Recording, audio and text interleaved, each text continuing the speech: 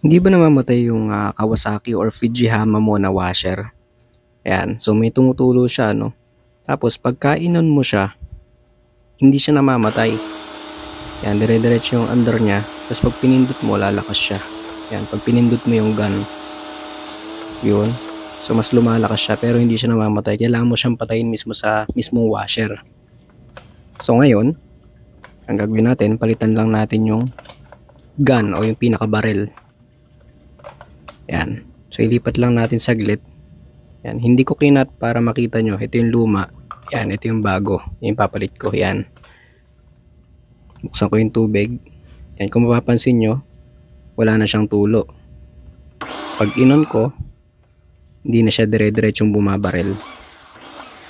Yun. So, ang problema lang, yung gun. Yan, dahil meron siyang tulo, automatic na magbibigay siya ng signal sa washer. Okay?